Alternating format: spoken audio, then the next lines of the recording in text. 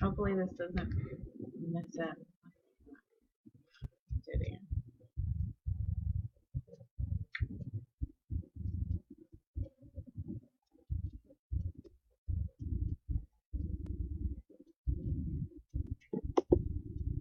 Damn it.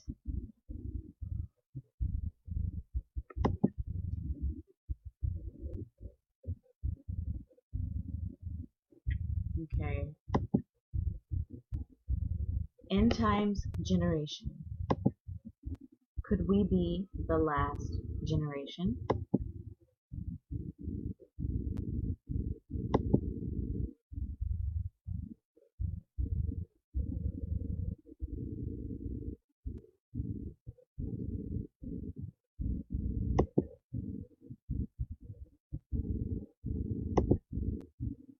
This generation.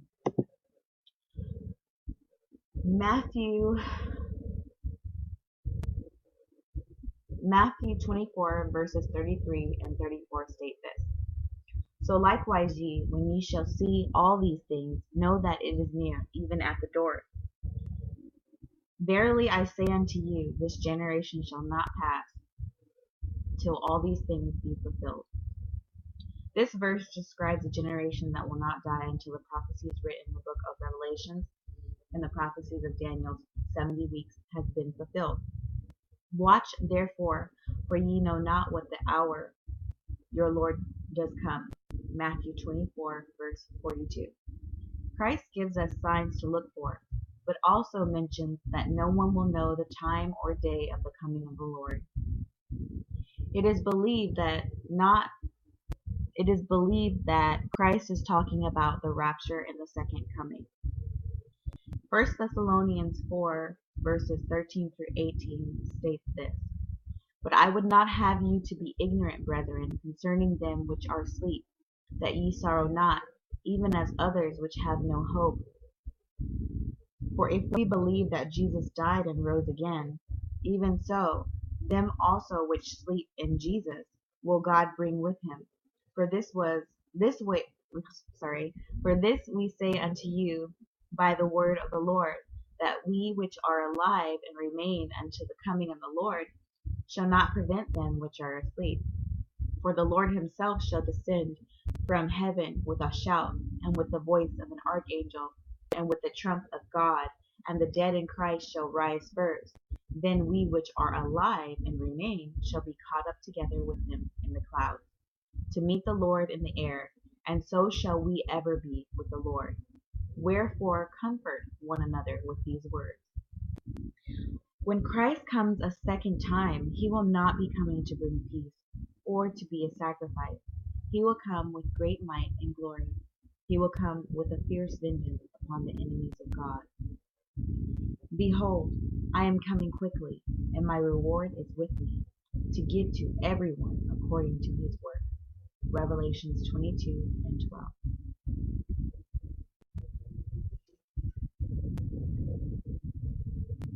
"70 weeks of Daniel and his prophecy."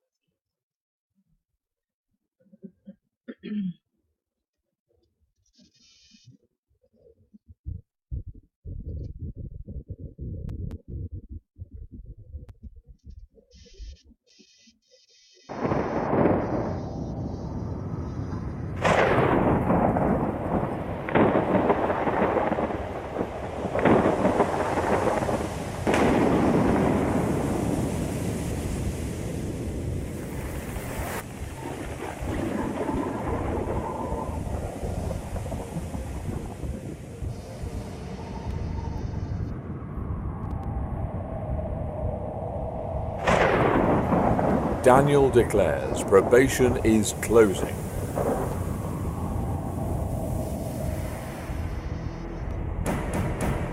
Students of prophecy have always known that the books of Daniel and Revelation are heaven's gift to reveal the future to those living at the end of the world. The closing verses of Daniel 11 with its talk of a king of the north and a king of the south, has long been presumed to occur in the future.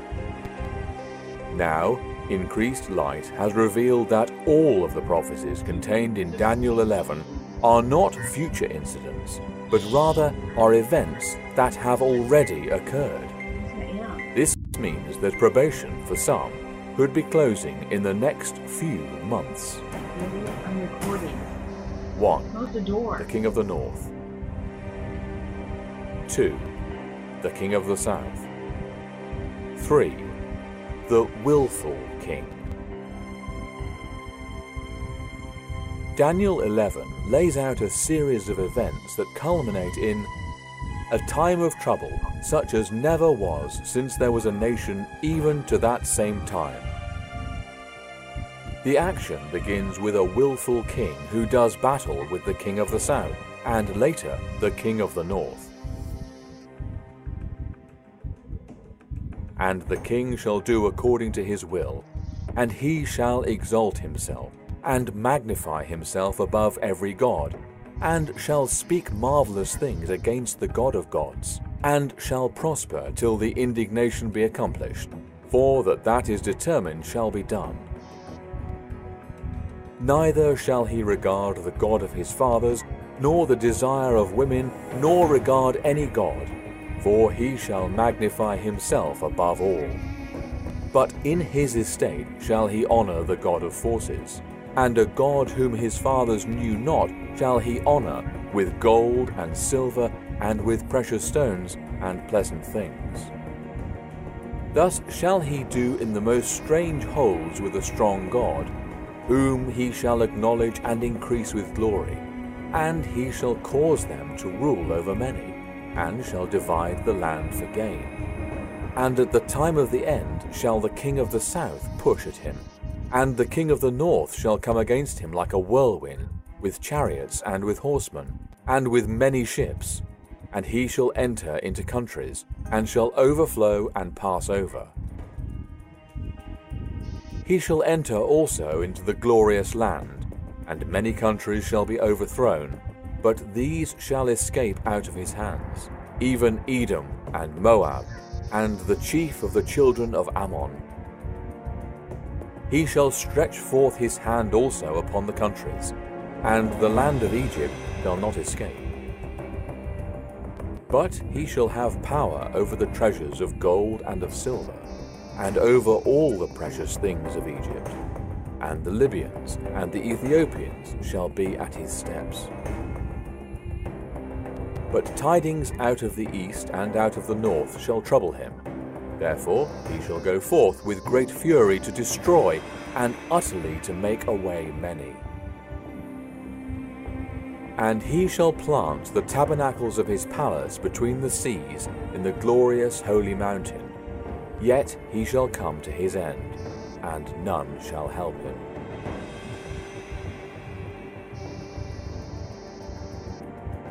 The end of the world is not just a point in time. It is also a series of events. During this process, a number of things must occur. The king of the north, the king of the south, and the willful king were all powers, raised up by Yahuwah to do an appointed work at an appointed time. The identity of these three powers is of great significance to those living on earth at this time. Knowing who they are reveals where we are in the stream of history. The king of the north is the Ottoman Empire. The king of the south is Egypt. The willful king is Napoleon, France. The willful king.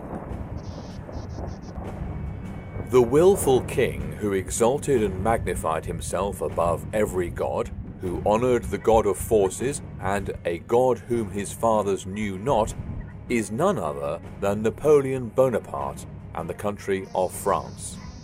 Napoleon was raised up by Yahuwah to act an important part in closing events.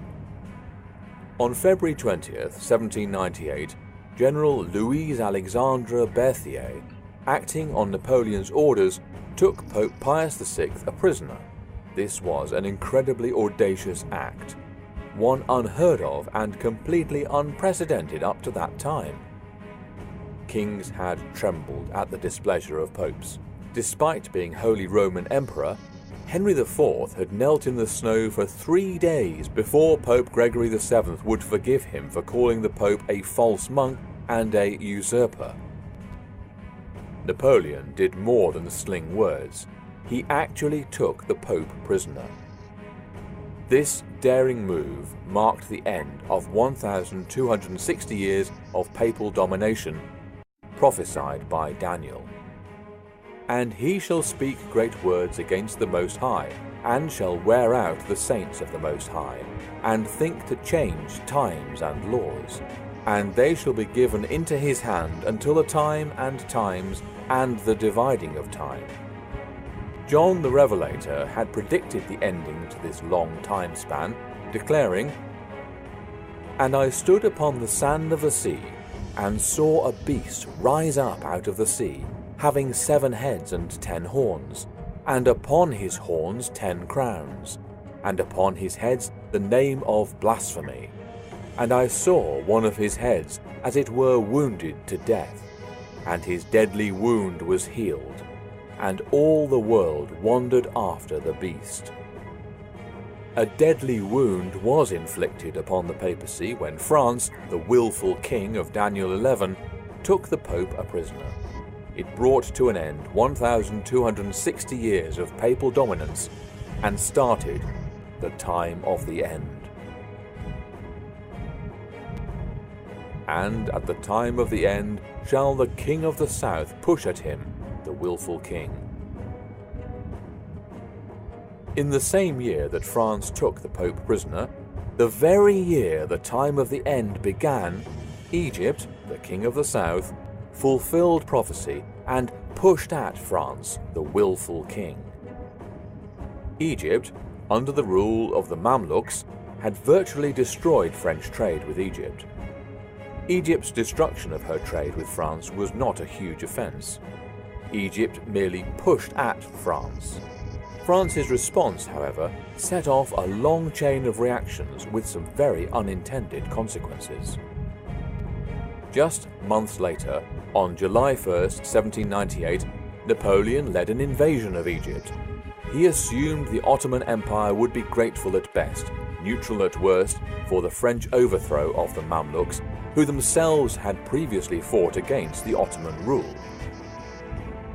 This rather naive assumption was proven false when, on August 1st, 1798, British Admiral Horatio Nelson destroyed the French fleet. Any real chance that the Ottoman Empire would accept the French conquest ended after Nelson destroyed the French fleet at the Battle of the Nile. British diplomacy at Istanbul was now able to steer the empire toward outright opposition, and on 9th September 1798, the Ottoman Empire declared war on France. Napoleon now had to face the real danger of invasion by land and by sea. 2 Ottoman armies were to be involved in the invasion. The army of Damascus was to advance through Syria and Palestine and attack Egypt across the Sinai. Another army, to be formed on Rhodes, would, with the protection from the Royal Navy, land near the Nile. The French would be surrounded and outnumbered. This was a complete fulfillment of Daniel 11:40-41. And at the time of the end shall the king of the south push at him, and the king of the north shall come against him like a whirlwind, with chariots, and with horsemen, and with many ships. And he shall enter into the countries, and shall overflow and pass over. He shall enter also into the glorious land, and many countries shall be overthrown. Many countries were overthrown, and Egypt ended up paying a tribute to the Ottoman Empire in accordance with the sure word of prophecy which had declared, "The land of Egypt shall not escape, but he shall have power over the treasures of gold and of silver, and over all the precious things of Egypt." Russia and Persia neighbouring the Ottoman Empire, began annexing parts of the empire bordering their territories. This enraged the Ottoman Empire, which reacted with great anger, eventually leading to the genocide of the Armenian Christians under suspicion that they had aided Russia. According to the International Association of Genocide Scholars, more than 1 million Armenians were exterminated through direct killing, starvation, torture, and forced death marches.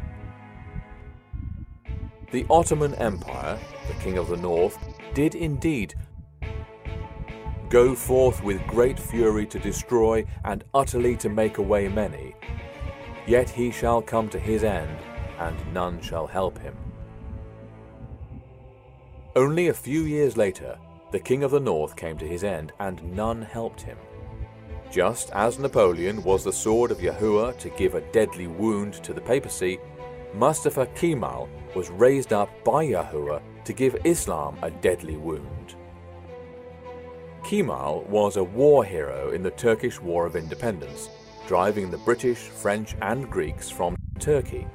Kemal used his popularity to establish the Republic of Turkey and was its first president. Kemal was a brilliant strategist and a skilled statesman. He wanted to modernize Turkey, and he did this by divorcing her from the Islamic religion that had been an integral part of the Ottoman Empire. Kemal and his associates started to publicly question the value of religion and held the view religion was not compatible with modern science and secularism was imperative for modernity. Thus, Kemal's regime began step by step to implement the Kemalist ideology with a radical reformation of the Turkish society with the aid of modernizing Turkey from the remnants of its Ottoman past. One of the first things Kemal did was to abolish the Ottoman Sultanate and transform the Caliphate into a mere figurehead. The Caliphate had existed since the death of the Prophet Muhammad and was revered as a religious authority by Muslims in many different countries. Within a year and a half of eliminating the Sultanate, Kemal abolished the Caliphate as well.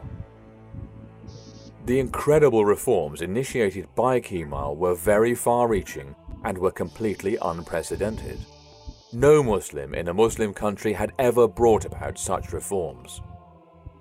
To name just a few of the reforms Kemal propagated, the constitution of the Republic of Turkey was changed so Islam was no longer the state religion. Sharia law was replaced with European legal codes. Women's hijabs were ridiculed and banned from all public buildings. The solar Gregorian calendar replaced the lunar Islamic calendar. Religious schools were closed. The Ministry of National Education oversaw all religious instruction. The government seized over 70,000 mosques and restricted the building of new ones. The confiscated mosques were converted to museums or were used for secular purposes. The government appointed muftis and imams and kept oversight of them. The Muslim call to prayer was banned in Arabic. Henceforth it must be made in Turkish. The weekend no longer included Friday, the traditional Islamic day for prayers. Instead, the weekend followed the European example of having Saturday and Sunday for days off work. All of these reforms worked together to effectively erase Islam from the lives of the everyday Turks. Despite the best efforts of religious-minded Turks to preserve their heritage, language, and religion, the government's pressure to adopt secular ideas was too much. For over 80 years, Turkish government remained vehemently secular. Attempts to bring back Islamic values into government have been met with resistance by the military, which views itself as the protector of Kemal's secularism. Like the papacy before it, the Ottoman Empire and Islam in general had received a deadly wound at the very time prophesied in Daniel. The King of the North had come to his end and none helped him. The very next verse is of staggering import. And at that time shall Michael stand up, the great prince which standeth for the children of thy people, and there shall be a time of trouble, such as never was since there was a nation, even to that same time. And at that time thy people shall be delivered, every one that shall be found written in the book. At what time? When the king of the north came to his end. At that time the time of trouble began. 1922 was an extremely important and significant year in the stream of prophetic history. In 1922, the Ottoman Empire, with its influence over all of Islam, was ended. The King of the North had come to his end with none to help. In that very same year, Pope Pius XI ascended the papal throne. Almost to the very day, 7 years later, Benito Mussolini and Pope Pius XI signed the Lateran Treaty. The Lateran Treaty recognized papal sovereignty over the Vatican City and secured full independence for the Pope. The treaty gave the city of Rome a special character as the center of the Catholic world and place of pilgrimage. For the first time in history, the Pope held an overtly political position. He was the King of Vatican City. At the very time the King of the North came to his end, the time of trouble began when the papacy's deadly wound was healed. When the deadly wound was healed, the count of the 8 kings spoken of in Revelation 17 verses 10 to 11 began. There can be no doubt that the fall of the Ottoman Empire in 1922, dovetailing with the start of the count of the 8 kings, perfectly fulfills Daniel 11 verse 45. The time of the end began in 1798 when the papacy received a deadly wound. The time of trouble began in 1922, at the very year the King of the North, Ottoman Empire, came to its end, and the first of the 8 kings ascended the papal throne, preparatory to the deadly wound being healed. Many have assumed that the period of time when the 7 last plagues are poured out is the only time of trouble referenced in Scripture. However, the time of trouble spoken of in Daniel 12 verse 1 is much broader. While it does include the 7 last plagues, it also encompasses time since 1922. More people have lost their lives during the 20th century than at any other time period in history. War.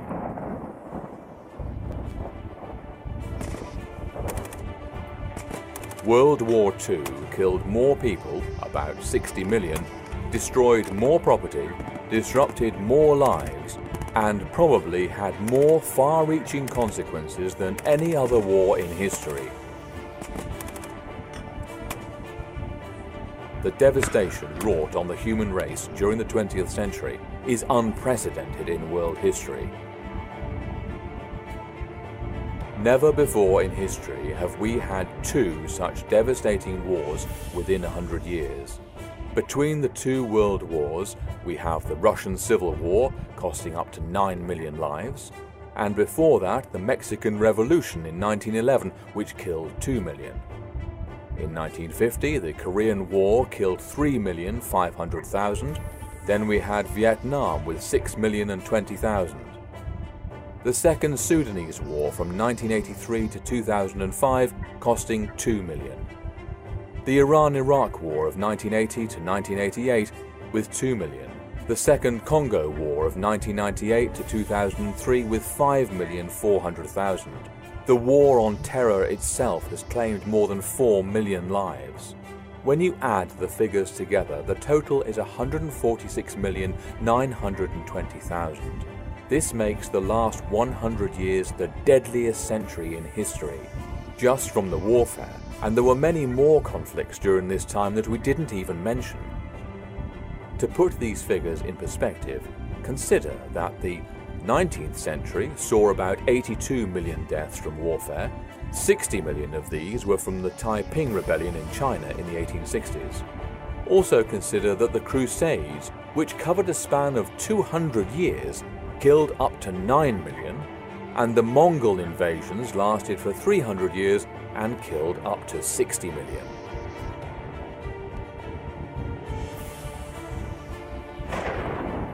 Famine.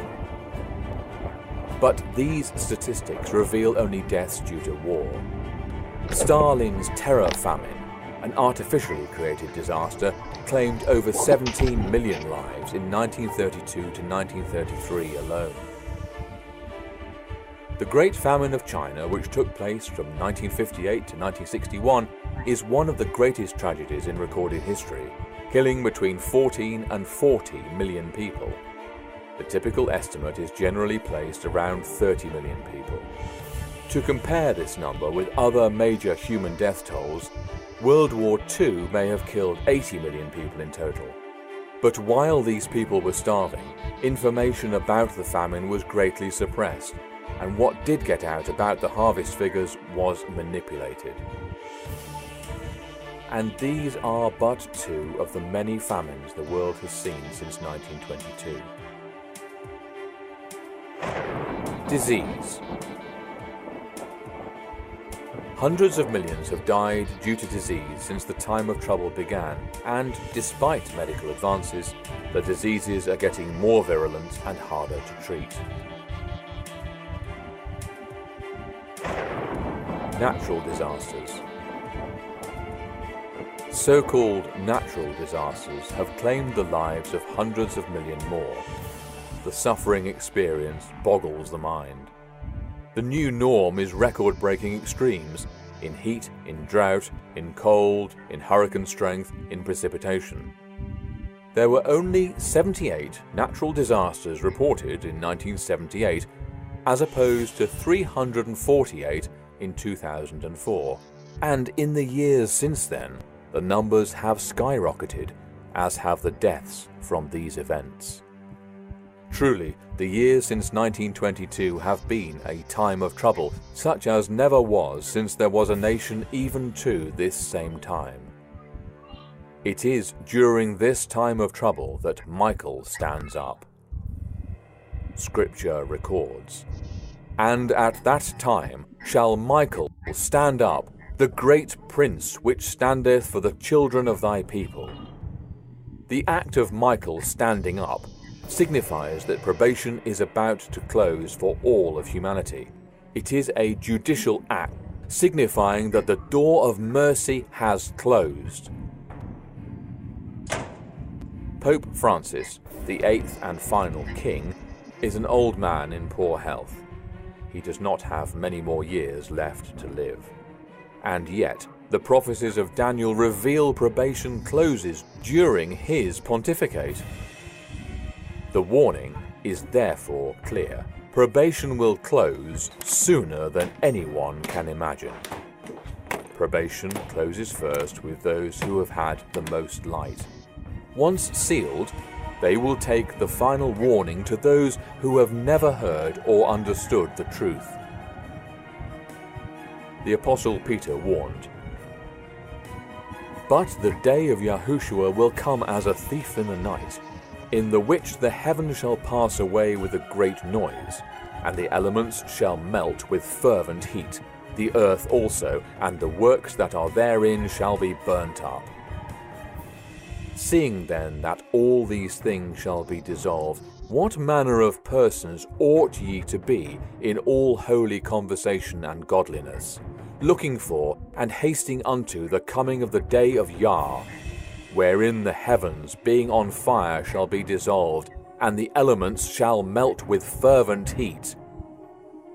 Wherefore, beloved, seeking that ye look for such things, be diligent that ye may be found of him in peace, without spot and blameless." Now is the most solemn time in which to be living. There are very few events left before Yahushua is seen in the clouds of glory. The only thing standing between the earth and the final test is the falling of the trumpets. Under these dreadful judgments during the first woe, demons will pose as aliens and invade Earth, causing widespread terror, panic, and pain.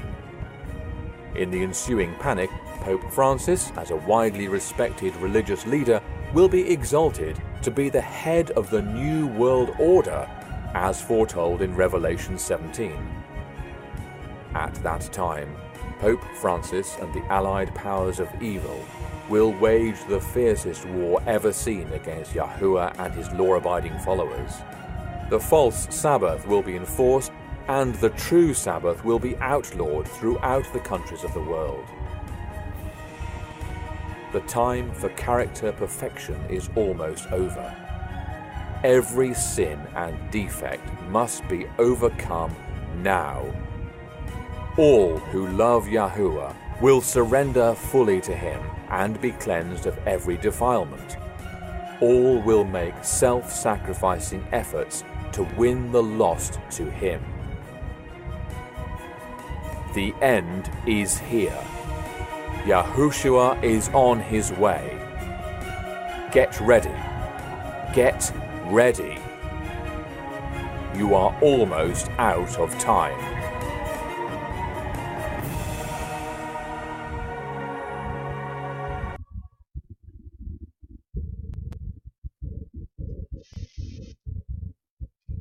The days of Noah and Lot. During the days of Noah and Lot, people were living like they normally do, eating, drinking, and getting married to one another. People were content in their sinful nature right up to the days of, right up until Noah shut the door to the ark. It was the same as the days of Lot. The people of Sodom and Gomorrah were destroyed with fire and brimstone from heaven. If you read Genesis chapter 6, verses 1 through 9, it paints a picture of the people that in that time, the people in those days were obsessed with sex. During this time, the sons of God were procreating with the daughters of men. The daughters of men gave birth to giants, or the men of renown. The people ignored Noah for 120 years and would not heed to the word of God. We are in the same time as the days of Lot and Noah, with all types of sexual perversions, such as homosexuality, bestiality, adultery, and pedophilia. There are so many more sexual types, but it is just too many to list. STDs and AIDS are on the rise due to the promiscuous nature of the world. This sexual addiction that is running rampant is due to the rise of porn sites, magazines, and sex stores worldwide. They have even lowered the age for teaching sex ed. 1 Corinthians chapter 6 verses 18 through 20 state, "Flee sexual immorality. Every sin that a man does is outside the body, but he who commits sexual immorality sins against his own body. Don't you know that your body is a temple of the Holy Spirit, which is in you, which you have from God? You are not your own, for you were bought with a price. Therefore, glorify God in your body and in your spirit, which are God's."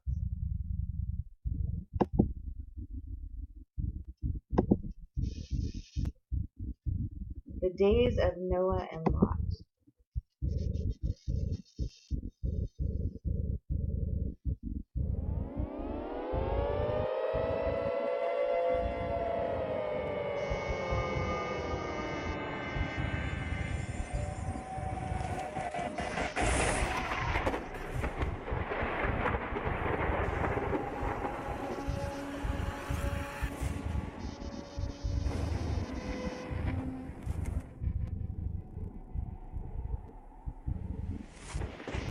The end of all things is at hand.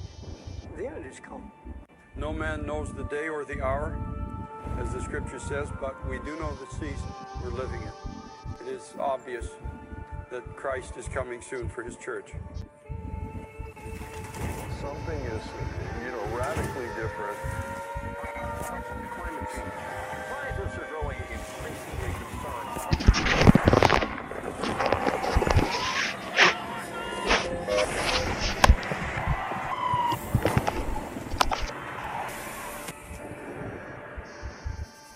We have many terms linking heat and violence, and that connection has some worried as the global climate changes. A major new study finds a clear link between rising temperatures and aggression, from domestic violence to murder and even war. Increased crime, increased domestic violence, increased riots in cities, large-scale violence increasing 14%, and also something that is simple as brawls at baseball stadiums. I hate to be a skeptic, but causing these problems. An increase in crime, an increase in recent murder cases, an increase in violence, killers, the shooting epidemic that has struck the United States. A new synthetic killer drug known as Flakka is spreading rapidly across the United States and already causing an epidemic of overdose fatalities and acts of violence. We're talking about Flakka. Flakka? The drug is called Flakka. Some have dubbed it the insanity drug. And it's everywhere. It's been described as the scariest drug in the world. More powerful than heroin or cocaine. This is a synthetic drug that can alter your state of mind, raising excited delirium, body temperature, and literally losing their mind. They're all experiencing like superhuman kind of strengths. Where it takes 6 policemen to hold them down, that's a problem. Psychotic breakdowns, hallucinations, aggressive, violent behavior, cannibalism and self-mutilation, indiscriminate violence. When Flakka takes over, we are living in the context of the end of the age. We are a nation under judgment. But you think it's bad, wait until you see what really bad is. We are here driving, and there's a guy that jumped on our hood of our car. It's insane.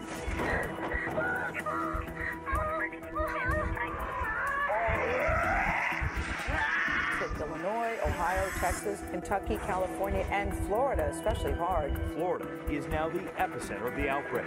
There's been many crazy stories of people having unbelievable strength. Some people would have like superhuman strength. People have taken Flakka, and it's taken 6 police officers to hold them down. People tearing off their clothes, running around the streets naked. In Revelation 18, there's a very, very important passage. In that passage, if you read it, you will find very clearly that the kings of the earth and the great merchants of the earth conspire together, and it says they do sorcery, and the word used there is pharmakia, which is the use of drugs to control the activities of the world, and it says through this they deceive the nations of the earth. So in conclusion to this mass invocation of demonic spirits in people, drugs play a key role in opening portals and contacting the spirit world. What was going on in your body, in your mind? What was happening to you? I never experienced anything like that before. I felt that I was possessed, and I couldn't try to stop whatever was in me. You described this as, you said, was it like hell on the inside or the devil? How did you describe it? It felt so evil. It felt like the most darkest, evilest thing that is imaginable. Many of them will see dead bodies that aren't dead, whether it be animals or humans. They can actually feel the body, they could see the body. Others are seeing people following them. There were visuals that we get that were so grotesque. They're like nothing I could ever even think up, or nothing I've seen in a movie. It felt very demonic, very evil. The consumption of substances with psychotropic properties are becoming increasingly significant. The impact is already happening in society with the number of people who are succumbing to the spiritual impacts of drug consumption and other kind of occult activity, and as well as the increase in psychotic violence that's occurring. I think that we're going to see waves of this that are going to be very, very devastating. A man in India has murdered 14 members of his own family, including 7 children, before then taking his own life. Where a car reportedly put sedatives in their food before going on an overnight stabbing spree. The man slit the throats of his family members, including his parents, his wife, his 2 young daughters, and several other children. He then hanged himself. A man in southern China reportedly commits suicide after stabbing 10 school children. The attacker stabbed 6 boys and 4 girls as they stood outside the gate of an elementary school. Attacks of this magnitude and frequency are rare and have only recently become a problem in China. Police have arrested a woman holding a child's severed head near an underground train station in northwest Moscow. The woman was walking around with the severed child's head, screaming that she's a terrorist, threatened to blow herself up. The woman took the head out of her bag and started shouting that she had killed a child. This atmosphere quite Go outside.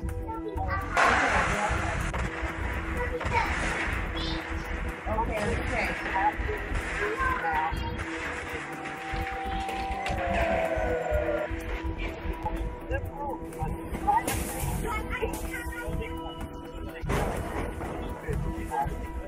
A 30-year-old man unleashed a frightening attack that the windscreen was smashed and covered in blood. Aggressive attack.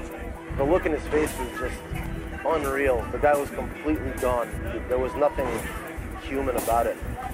Tel Aviv, an American tourist was killed in a stabbing attack. Police say an assailant with a knife stabbed at least 4 people along the boardwalk in Jaffa. Video shows the attacker running along the street, where police say he stabbed more people as he ran. A total of 10 people were injured. It seems El Salvador is headed to become the country of graves. According to police statistics, during the months of January and February, 1 person has died of a violent crime almost every hour. There's been a bomb attack in the heart of the Turkish capital, Ankara. 28 people have been confirmed dead, with 61 injured. The government has called the attack an act of terrorism. This is the 5th major bombing in Turkey in the past 8 months. And on the west coast of Africa, deadly terror attack overseas. At least 16 people were killed, including a child. 6 gunmen with automatic weapons stormed the resort, firing on tourists. The victims were mowed down on the beach at 3 luxury resort hotels popular with Westerners in the Ivory Coast.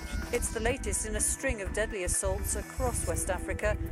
Breaking news, there's been a series of bomb explosions in Brussels. The Belgian capital is hit by a series of suicide attacks, killing at least 26 people. Brussels airport has been evacuated and closed. All flights are cancelled and incoming flights are being diverted. As smoke pours from a metro station, the entire network is shut down, and the Belgian capital is now on its highest state of terror alert. An Easter Sunday slaughter in Lahore. The sounds of children laughing quickly turned into screams of sheer terror when a suicide bomber blew himself up at their playground. 72 people are dead and hundreds more are wounded. The Christian community was the target. People were on fire and others were lying dead. Most of the dead and injured are women and children. The casualties are mounting. This is a sort of a global scourge at the moment for these acts of violence. Police are seeking a motive in the gruesome decapitation of a 3-year-old girl in Taiwan, an attack that authorities say was carried out at random. The Cleaver attack occurred Monday in Taipei as the girl rode her bike with her mother near a subway station. The girl's bike had gotten stuck near a sidewalk. The mother initially thought that the man was going to help the girl pick up her bicycle, but by the time she realized the attacker's true intentions, it was too late. We're in the midst of an epidemic of violence. Jesus said, and because lawlessness is increased, most people's love will grow cold, for the coming of the Son of Man will be just as it was in the days of Noah. Well, what were the days of Noah like? We don't have to guess. Genesis 6. Then the Lord saw that the wickedness of man was great on the earth, and that every intent of the thoughts of his heart was only evil continually. Now the earth was corrupt in the sight of God, and the earth was filled with violence. 2 characteristics of the society of Noah. Number 1, violence. Number 2, immorality. We're in the midst of a society that's turned its back upon God and is caught up in a whirlpool of horror in which we are just going down and down and down as this nation continues to be more immoral and violent in nature. We live in a country that's changed drastically. The people pulling the strings in this country, they want to destroy the very foundation and base of America so they can remake it. This is not something that's going to come down the road, folks. This is where you're living right now. A new world order. Such is a world worthy of our struggle and worthy of our children's future for all mankind. All this is being orchestrated. There is a Luciferian hierarchy. We all know that. It's in your face. That's who they worship, the God of this world. God wants us to know the season because Jesus is returning in wrath, and God does not wish that any should perish. First, the signs of nature and the weather. Jesus said, and there will be great earthquakes, and in various places plagues and famines, and there will be terrors and great signs from heaven. Jesus added that these signs would be like birth pains. That means that the closer we get to his return, the signs will increase in two ways. They will become more frequent and more intense, like birth pains. More frequent, more intense. More frequent earthquakes, more intense. More tornadoes, more intense. Scientists are growing increasingly concerned. We have seen changes in extremes of weather. The current changes are very unusual and cannot be explained simply as part of any natural cycle. In the last century, our climate has started to change rapidly. This isn't thought to be just a temporary blip in the system. The evidence points to a long-term change in our climate, which is happening at an unusual rate. Now turning to Pakistan, where at least 121 people have been killed in the northwestern part of the country following days of heavy rain and landslides. An emergency operation's been launched to reach thousands of people stranded by floods and landslides. Guangxi, China experienced freaky, abnormally large hail, where the hail falling from the sky was the size of chicken eggs. The storm apparently came out of nowhere on Saturday afternoon. Chaos in Arizona when 20,000 bees sent worshippers running through the streets, desperately swatting away an attacking swarm outside of this Phoenix mosque. An absolutely terrifying ordeal for these people. Many of them were in a mosque when the bees suddenly flew inside and started stinging. They say right around 3 o'clock is when bees suddenly just started swarming all over the place at a mosque. Officials confirming at least 15 people were stung during the attack. The swarm was so big, roads in the area had to be shut down. Then just minutes later, more bees swarming a few miles south of the first attack. Chile's government has temporarily banned the consumption of sardines in the south of the country after millions of dead fish turned up floating along the shores of the Cailo River. Experts are still investigating the cause of death and any possible risk to human health. To northern Texas now, where they've been pummeled by massive hailstorm. There is widespread damage across parts of the south. Hail bigger than a fist. Baseball-sized softball. Giant hail exploded through the windows. The images we see there look biblical. And I told my husband, I said, oh my God, there's no way she's going to survive this hail. It was so huge. The back window just completely shattered through. It was the scariest thing I've ever been through. Almost 150 homes battered by the larger than normal hail. These storms had unusually strong updrafts. What was most surprising was just how long the large hail fell, relentlessly pounding their homes and cars. On Monday afternoon, the sinkhole is formed in the middle of a Madera, California street. The void grew from a relatively small crack to a gaping chasm. Authorities estimate the sinkhole is upwards of 20 feet deep. We're witnessing end-time events. Everything is converging. We're witnessing prophecy as it unfolds, and there's a lot that's taking place. To be here today, to witness the fulfillment of the Word of God. Flash floods in Saudi Arabia have taken people by surprise. 18 people have been killed during heavy rains and floods across the country. Unprecedented heavy downpours struck the mostly dry country this week. The floods have washed away cars and blocked roads. 126 cities have been affected by the floods. Nearly 2,100 people have been evacuated, while some 300 homes are underwater. Environmentalists are calling attention to what's happening in Greenland.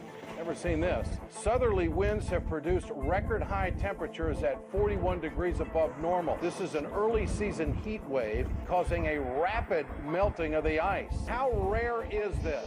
This is epic. It's 1 month before we've ever seen the melt. 12% of the land glaciers are now melting. We're seeing the weather patterns very severe in some strange parts of the country. Pretty abnormal weather going on. This obviously happening globally. The Arctic's never seen these temperatures in modern times. And you're saying that we just haven't seen this in our lifetime. This is really abnormal stuff. We've not seen this kind of heat, and we've never seen this kind of heat this early. It's 1 month in advance of any of the former ice melts. This is epic because also it has the strong probability of disrupting the North Atlantic jet stream, which carries the heat from the equator up into Europe. Scientists say melting ice sheets, especially in Greenland, are changing the distribution of weight on Earth, and because of this, the wobble, which is called polar motion, has changed course. Jesus said, and there will be great earthquakes in various places. The closer we get to his return, they will become more frequent and more intense, like birth pains. More frequent, more intense. More frequent earthquakes, more intense. 3 major earthquakes have rattled the Pacific region in 4 days. Now scientists say they are worried that the unusual pattern could mean another big one is in our future. Breaking news, a nation in crisis. Southwestern Japan has been hit by 2 major earthquakes. Twin earthquakes hitting less than 28 hours apart, rattling homes and knocking down buildings. Entire hillsides were torn apart. Japanese emergency officials say multiple people were killed, many hundreds wounded. The death toll expected to rise, and another ominous sign tonight, one of Japan's most active volcanoes erupting. Breaking news, another large and deadly earthquake. A 7.8 magnitude earthquake struck the central coast of Ecuador Saturday. The strongest earthquake to hit Ecuador in a century.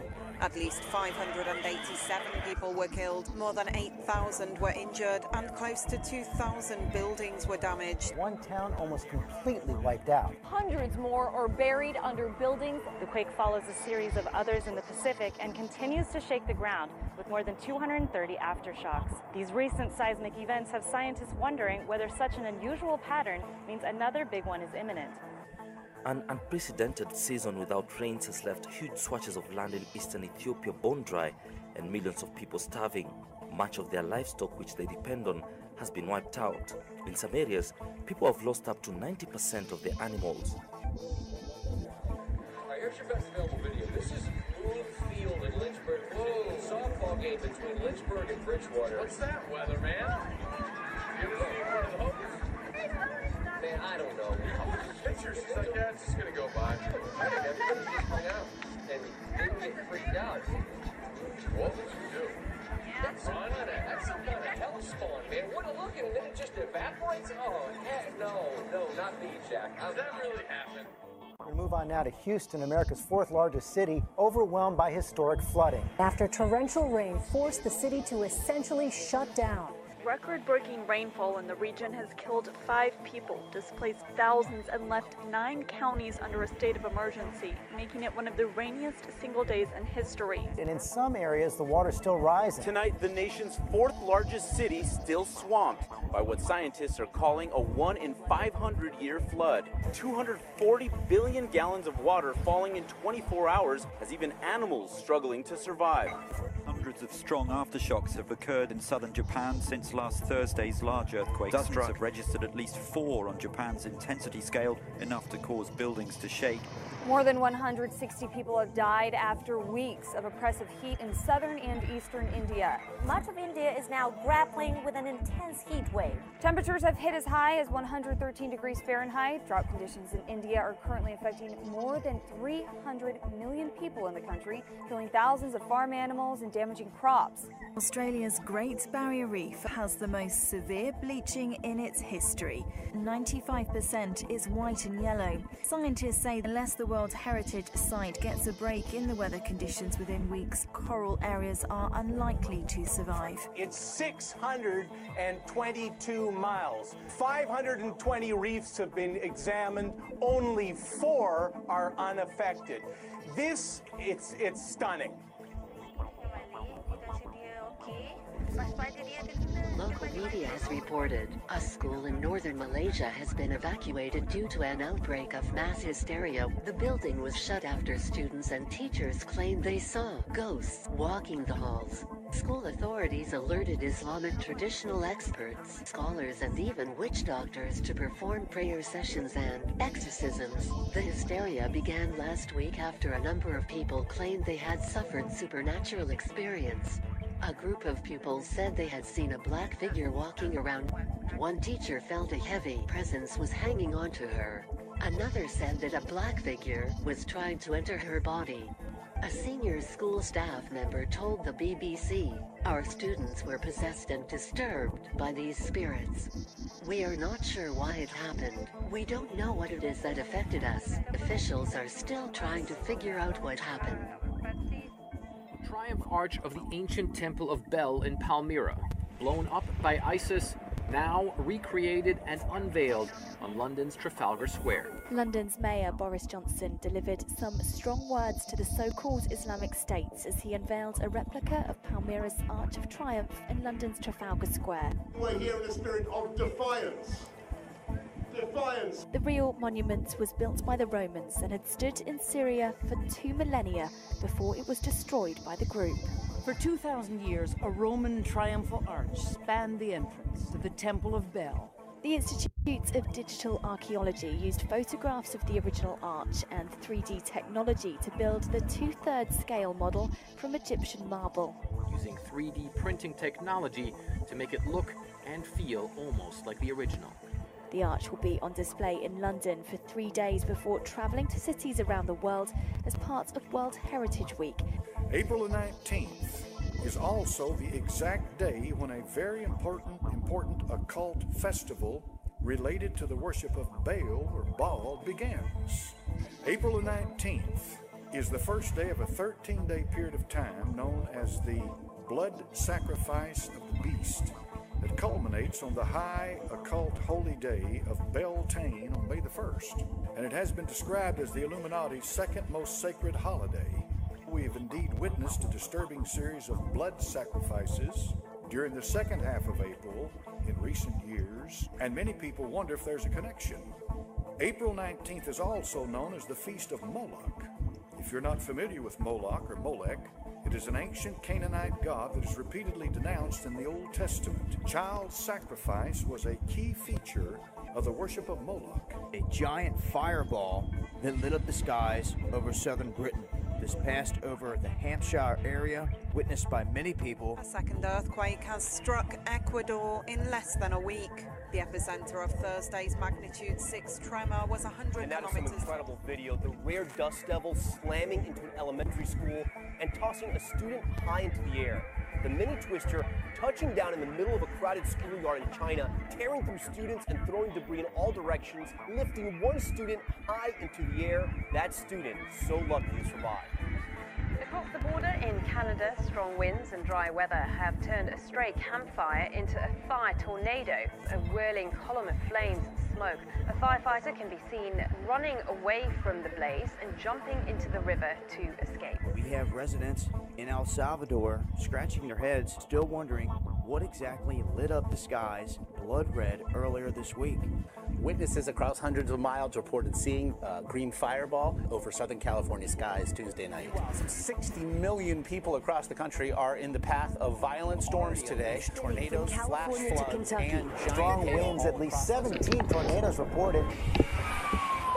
The storms are unleashing twisters, in some cases even 2 at a time. Today, for the first time ever in history, we have a full complement of signs surrounding us, and they are literally shouting that Jesus is coming soon. One sign, one particular sign, and that sign could be summed up in this word, convergence. For the first time ever in history, all of the signs are coming together. All of them are converging.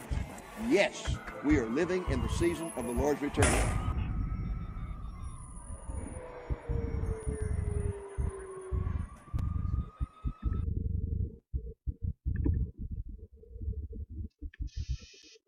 Be steadfast in your only hope. Conditions on earth will get worse. It is written in the Bible that this is the way it will be before the coming of Christ. 2 Timothy chapter 3, verses 1 through 5 says that in the last days difficult times will come, for men would be lovers of self, lovers of money, boastful, arrogant, revilers, disobedient to parents, ungrateful, unholy, unloving, irreconcilable, malicious gossips, without self-control, brutal haters of good, treacherous, reckless, conceited, lovers of pleasure rather than lovers of God, holding to a form of godliness, although they have denied its power, and avoid such men and women as these. The world is hurling into chaos rapidly, and it is so hard to watch some of the stories on the news because it seems as though these murders and molestations and a number of unspeakable acts are happening daily. It is heartbreaking. I am going to name a few things that are going on today. 1. The most persecuted religious group in the world today and in the past are Christians. In 1997, there were 11 countries that practiced a methodical plan of persecution on the Christians or genocidal tendencies. 2. Earthquakes and other natural disasters are becoming so frequent, and the rise is very alarming to scientists and meteorologists. 3. Plants and animals are dying in mass numbers, and their ecosystems are deteriorating as a result of the drastic change. 4. The biggest banks and corporations are teaming together to get rid of cash altogether. They want a cashless society. Some of the banks are IBM, Bank of America, Mellon Bank, and many others in the US and Canada. 5. Since the Treaty of Rome in 1957, Europe as a superpower has become stronger and bigger. At first, they had only 6 member nations, and now they have grown to 15 member nations. That is only a few things that have been going on around the world, and there are many, many more to number.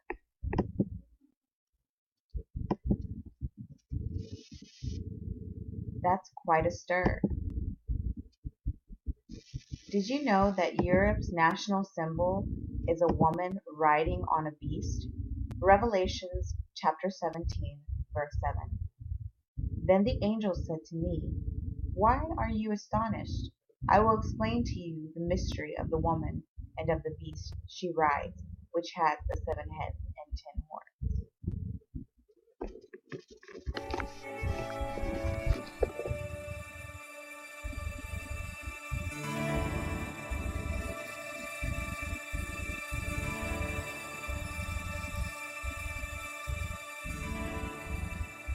It is interesting because there are actually 2 main symbols used by the European Union, both of which are found in the Bible. The first symbol, which we have already seen, is the first part of this film. It's in Strasbourg, where they've built the new European Parliament building in the shape of the Tower of Babel. But the second symbol adopted by Europe is far worse than the first. In fact, it can only be described as evil, even demonic, in its portrayal of abuse and depravity. It portrays a criminal act against women which would lead to the imprisonment of the perpetrator. Now this is shocking, and I need to explain it. I find that there are 3 origins or sources of this second symbol. But firstly, what is it and where is it? It is the sculpture of the woman on the beast, which is the main feature displayed outside the building of the Council of Europe in Brussels. Its source can clearly be proved. What it represents is the Greek myth of the rape of Europa. It is from this myth and the woman that the continent of Europe got its name. However, we also find this same image of the woman riding the beast in the Bible. It's in Revelation chapter 17 and chapter 13. And the beast itself is shown in the vision of Daniel in the Old Testament, in Daniel chapter 7. In Greek mythology, where we look at the first source of this symbol, the story is that Zeus, the father of the gods, spied a beautiful woman, Europa, alone on a Phoenician beach, which, by the way, is part of Israel today, and lusted after her. He transformed himself into a bull of dazzling whiteness with horns shaped like a crescent moon and lay down at her feet. She climbed on his back, and he plunged with her into the waves of the sea before raping her. Europa conceived a son, and after her death, she received divine honors as Queen of Heaven, while the bull dissolved into the constellation in the sky, known today and seen today as Taurus. Now, it's easy to say that I'm wrong, but also in Brussels, and only 1 kilometre away from the European Parliament with this symbol of the woman on the beast, is a shopping mall. Its central feature is the same woman. But as you can see from these pictures, not one, but many of the surrounding shops and businesses in the mall are named Jupiter, which is the Roman name for the father of the gods, in Greek Zeus. As well as the sculpture outside the building of the Council of Europe in Brussels, both Brussels and Strasbourg European Union parliaments also contain paintings of the woman on the beast. But as if this is not enough, the member states of the European Union have been using this symbol openly since its very commencement, where it is most visible for all to see exactly what it represents. For example, this image of the woman on the beast appeared as early as 1948 on the German 5 Deutschmark banknote. She is seen riding the beast in a painting done as early as 1979 on the Berlin Wall. And in 1984 she appeared on a British stamp to commemorate the second European parliamentary elections. In 1992 she appeared on the German EQ coin. The EQ came before the euro. She's on a painting in the airport lounge in Brussels. And the most obvious and clear picture is one which appeared on a German telephone card for everyone to use. Finally, today, this woman has reappeared with the introduction of the new euro currency, where we find this same woman on the beast, on the back of the new €2 coin in Greece. This makes us ask the question, are the perpetrators of the European Union trying to tell us something?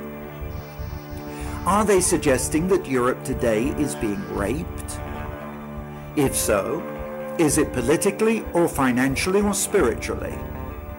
And by whom? But I also referred to the Bible, where in Revelation 17, this woman is clearly shown as a prostitute sitting on a beast. Here clearly described as having 7 heads and 10 horns. I will explain this later.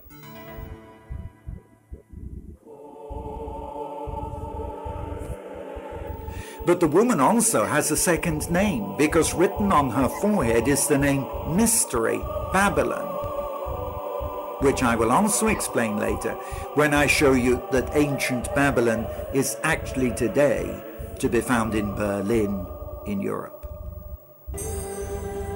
Growing up under Greek and Roman culture, as well as Hebrew, the men of the Bible must have known the myths which were an important part of the culture surrounding them, especially because even the New Testament was written in Greek, and the inscription over the cross of Jesus was in these 3 languages, Latin, Hebrew, and Greek. Probably Jesus, but certainly Paul, who used illustrations from the Olympic Games and preached in Athens, and John the Apostle, who wrote Revelation, would have understood the myth of Europa and the bull. In Revelation 13, the beast is described as rising out of the sea and having 7 heads and 10 horns. In the Old Testament, this beast appears in 2 forms. The first in Daniel 7, where as the 4th king or kingdom, it also has 10 horns. But the most significant is the one which I will explain next.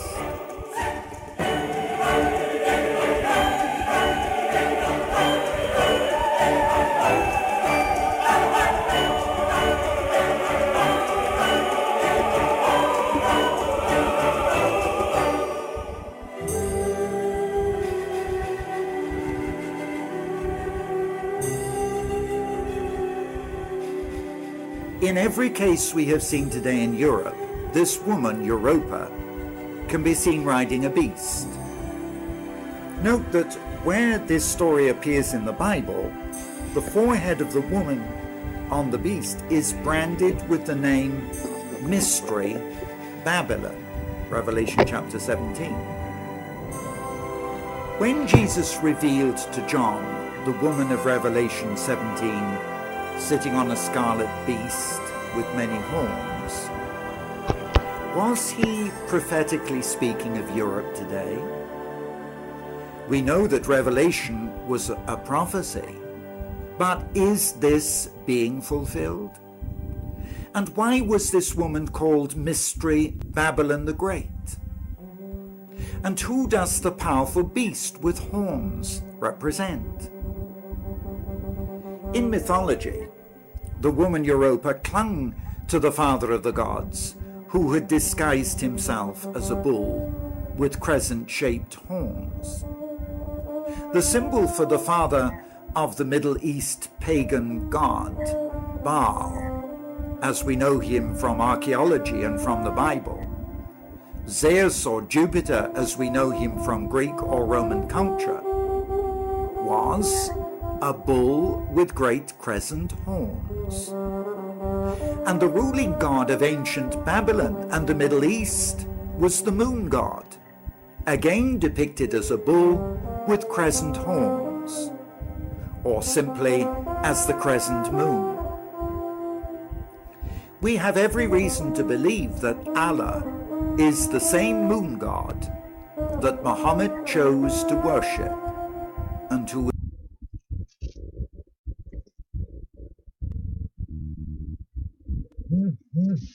worshipped by many people today. The crescent moon is the universal symbol of Islam on its mosques and flags everywhere today. So what connection has Europe to Islam? Looking at history, from the beginning Islam has struggled with Europe. First the incursions of Islam into Europe through Turkey, the Balkans, Spain and France, to overwhelm Europe by war. Then the European Crusader invasions into the Bible land of Israel to wrest control of the land back from Islam. Then, 100 years ago, oil was found in the Middle East, making the Islamic nations politically and economically the most powerful and desirable on earth. A violent union between Europe and Islam began. In World War I, the European armies fought each other in the Middle East. In 1917, when the French and the British were driving the occupying Turks and Germans out of Israel and Jerusalem and the surrounding lands, the British government cut deals with both Jew and Arab to gain maximum support, laying the foundation of today's conflicts. Britain promised, first to the Jews through Lord Balfour, to view with favour the establishment in Palestine of a national home for the Jewish people, and second to the Arabs, through the British Commissioner in Egypt, to recognise and support the independence of the Arabs from the Turks. This violent union of Europe and the lands of Islam began in World War I, took another twist in World War II. On the 30th of November 1941, the Muslim Grand Mufti of Jerusalem met with Hitler to make a covenant. The Muslim Arabs would give their support to Hitler's war on condition that after eradicating the Jews in Europe, Hitler would then eradicate the Jewish national homeland in Palestine. Arafat, with whom Europe deals today, is the grandnephew of that Grand Mufti who made this covenant with Hitler. Since World War II, the union between Islam and Europe has continued. A peaceful invasion of Europe has taken place. Migrant workers and refugees have been welcomed in. Germany has 3 million Muslim Turks. France has 5 million North African Muslims. And Britain has 2 million Muslims from her former colonies and elsewhere. Islam is the second largest and fastest growing religion in Britain today. Europe has been penetrated extensively. Islam welcomed liberally. Land donated freely for her mosques and schools. And whilst European culture is suppressed in Islamic countries, and the practice of the Christian faith forbidden by law, in our European countries, we are afraid to offend Islam. Our European Christian leaders make loving, interfaith overtures towards the Babylonian moon god Allah to recognize him as another equal revelation of the God of the Bible. Europe, Islam, and Israel. The European Union, following in the tradition of Hitler, is one of the greatest political and financial supporters of Arafat's Palestine against the Jews.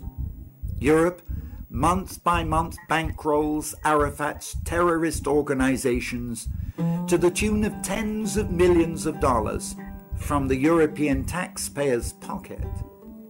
Is Europe, the woman about to be raped by the bull Islam she is riding?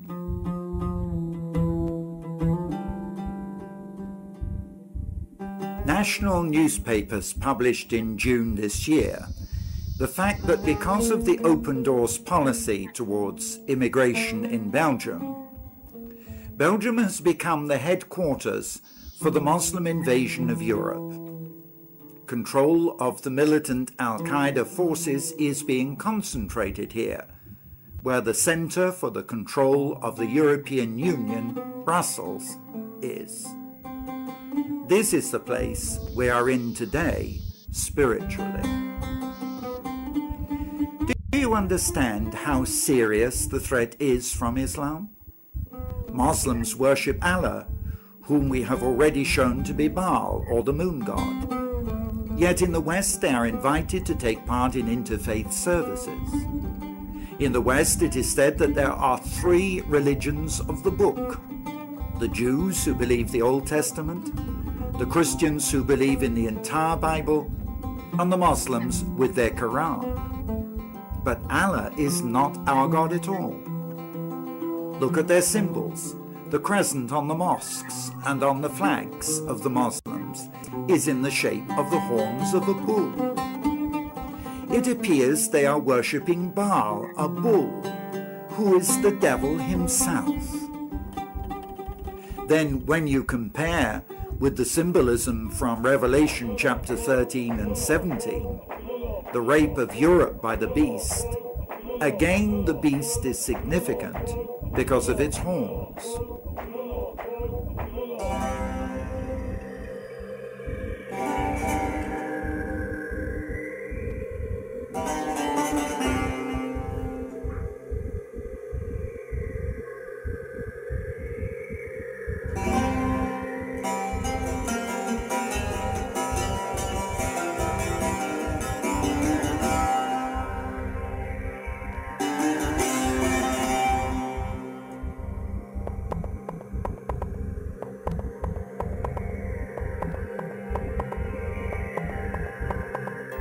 Today, we are seeing the rise of a militant Muslim fanaticism, which is threatening the stability of the world. President Bush recognized this in his declaration of a war against terrorism. And it is not just a question in Israel of the conflict being over territory. The fact is that the Muslims intend to destroy Israel totally. But they may have to destroy America first, because America is the strength behind Israel. They not only want Jerusalem or the so-called occupied territories, they will not rest until every Jew is massacred and out of the land. And after Israel, the next enemy is the church. Militant Muslims hate the cross. They hate every Christian symbol. Even now, all over the world, wherever they see Christian symbols, they're building mosques to show the ascendancy of Islam over the Christian faith. This is part of the great battle we are in the last days. It's serious, and we need to pray. Saudi Arabia has been building mosques worldwide, even where there are few Muslims. Yet in Saudi Arabia, you can be jailed for having a Bible, and no churches can be built there. When the city of Rome allowed the building of a mosque near the Vatican, Saudi press saw this as a surrender to Islam. The West may practice interfaith and invite leading imams into Christian cathedrals and churches, but the Islamic cities of Mecca and Medina, and now the Temple Mount in Jerusalem, are forbidden to anyone who does not practice Islam.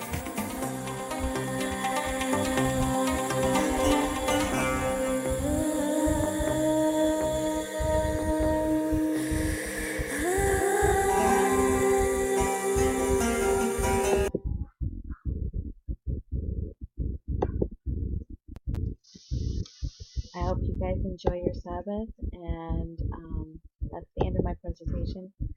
Thank you for watching.